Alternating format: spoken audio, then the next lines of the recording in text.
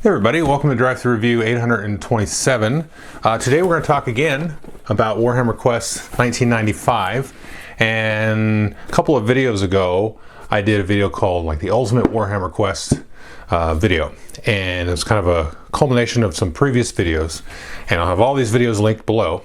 But this one, I haven't decided exactly on the title. So I'm trying to make it like not clickbaity, but it's also related to the previous one. So you'll see whatever the title is that I come up with. But this video is very much a companion piece to that Ultimate Warhammer Quest video there. Because in that video, we featured a lot of the different books and things that Little Monk has put out. And specifically, there's like 26 different character little booklets that each player at your table can have, and has all of the different rules and little side quests and different missions and everything like that for those characters. Now we have kind of the board game component side of that to look at, as well as some other cool like tokens and things like that. So before we go down to the table and we get into kind of the nitty-gritty and the details of these individual pieces, I will say it's kind of getting to the point where, with all of the work that he puts into this Little Monk, you can almost do like a full replacement for the original game, minus the miniatures. Because really with the pieces I'm going to show you now, and then he's also working on like a complete board overhaul with the different tile boards that you move the figures around on for some of the expansions and things like that, and some of the expansions that he's created. And so I think that's going to be like his next project. And I don't know if that's going to be the final project of kind of all the stuff that he's been working on over the years. But that stuff looks really good. And these pieces here really give me a good picture about the quality of what I would expect out of those boards that he's working on, the player boards, because the quality of these, just big spoiler, is way better than I thought it was going to be. So let's go down the table and we'll take a quick look and some compare and contrast and that kind of thing, and just have a general talk about it. Okay, so at the moment my table's a little bit messy here, but let's get into it. And so quick reminder, the last video featured these booklets here very exclusively. So we're just going to use, for example, today, and again I'll have a link to the video for that, but today we're going to just take a look at this Elf War Dancer. So we've got here his little booklet, and it's got all the different rules and side quests and everything like I was saying there. So you've got that. Now previously you would have had cards like this. So you could have had some information here on the card, what they start with, some of their stats and so on, little special rules and stuff like that, and then also some leveling tables. Now all of this, or most of that information, is in this along with all the other information that you can see here. So that's all in this nice booklet. And then you also have some starting equipment here, in the case these are cards here. Now these were printed with make playing cards, but if you had the originals you would get something kind of like this, but probably not as good a quality as this, frankly. So now you can see I've got this big stack here. I'm going to be careful because these things just fall right out of the punch outs here. So here's some of the different equipment and things like that. So these, like any really good board game, these just pop right out. There's no like, flash or little widgets and stuff like that on there. So this is just an example of the equipment. So once I started looking at these things just kind of started falling out of here, and I was like, okay, well wait, let me show folks on video how good quality this is. And you can see it's pretty thick there, like that. That's a good thickness there, and it's very hard and sturdy like that. So the point of showing you that is we take a look now at this. This is now no longer a card, but it is a cardboard token in this particular case. And you can see the kind of the viewable area matches without sort of the extra leftover. So it's all the same kind of like proportions and things like that there. And then there's always, instead here, he has like a little bit of a backstory, some kind of narrative flavor, where because all of the rules in this case are going to be in your little personal booklet there. And the same goes here for like these starting equipment cards. So let me go find those really quick. So here we go. Again, it's just cardboard, and it's very thick and sturdy. You know, you'd have to really actually work to bend this even.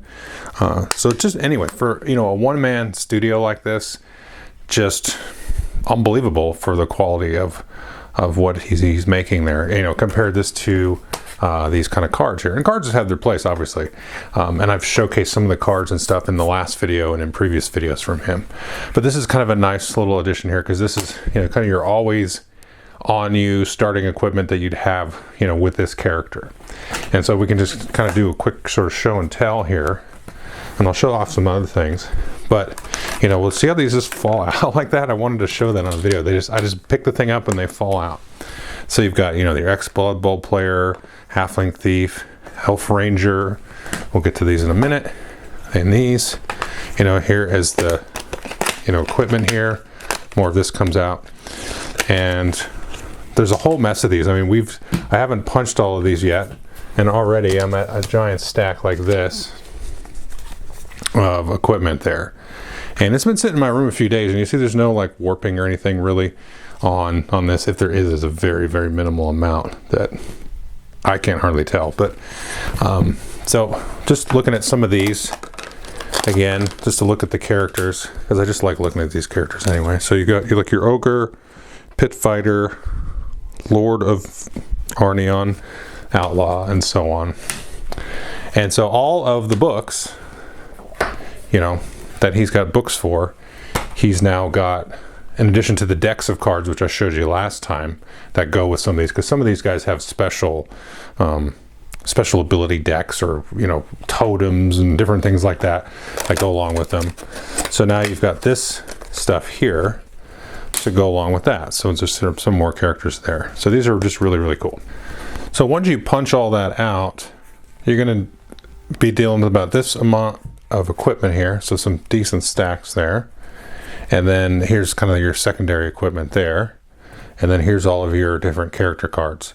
So I'll mention this a couple more times, but the issue is going to become for me, and it's not really an issue, but it's kind of a fun issue of how to store all this. Because you can see I've got the booklets, the other books. Well, the other books are out on my bookshelf. And then you've got these here, all of those cards, which I've got a card case coming to put all that stuff in. So that's problem solved there. Anyway, so it's just something to keep in mind, you know, once you start to get into this a little bit. And the next thing I want to show you is one more little character piece here, are these, which is really cool, because when I had been making my own stuff a couple of years ago, I actually printed out like little cards. I can't even tell you what size they were. They're like mini Euro size or something. Because sometimes in the game, it wants to randomize, you know, who a monster or an event or something might happen to. So we'll punch these out. And so these are the various different warrior tokens here.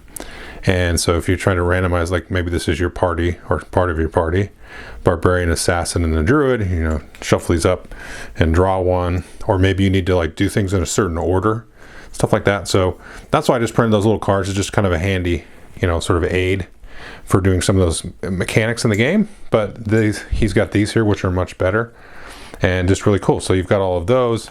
You've got different little wanted bounty tokens here. I think that's for one of the characters.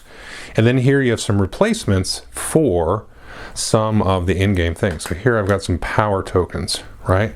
So this may be difficult to tell on camera, but let's see if we can do it. So here I have an original one. There, that's from the original game. And then I have this one on the left, which is his. So first of all, you can't really tell the difference. I mean, you kind of can, the coloration and stuff like that. But if we take a look here, so there's a thickness there. See how much thinner that one is versus this one. And this one, I can't do this over camera, but this is a little bit more, like I could bend this much easier than this one. This one is like rock solid, honest to God. And this one is like, you know, I feel like I could get this one wet even, like just a little bit wet.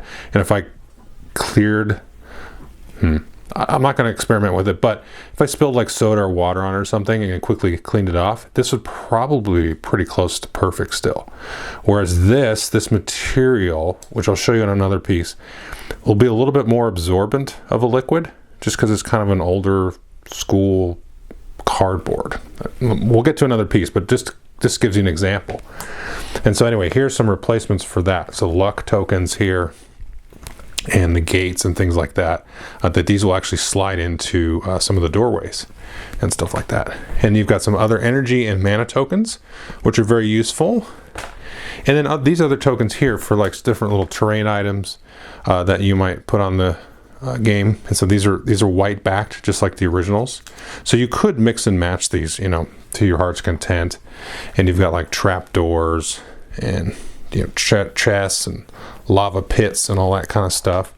And then here you've got some of the tokens for some of the different characters. So some of them have like tokens that you can spend. The game mechanics kind of revolve around those. So you've got stuff there. Some of these other ones here are for that, spider webs, and I forget what the spider webs are for.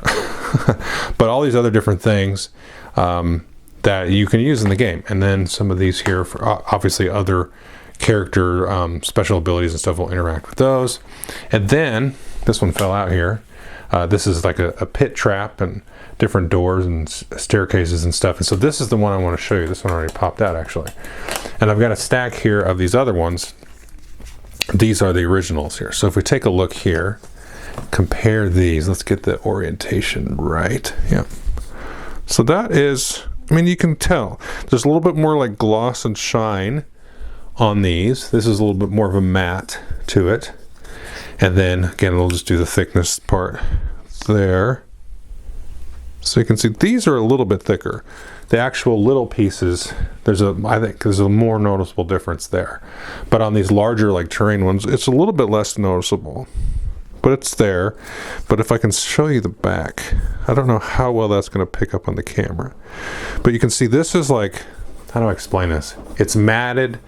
It feels more like cardboard, where this feels more like almost acrylic. It's not, but it's like a plasticky sort of gloss feel to it.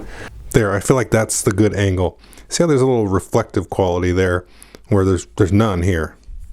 So again, with the whole, you know, spilling water thing, these will get ruined. The originals will get ruined a little easier, I think, than if you spilt on there. But as you can see, that's just, you know, the one concern there with a glossy finish would be glare.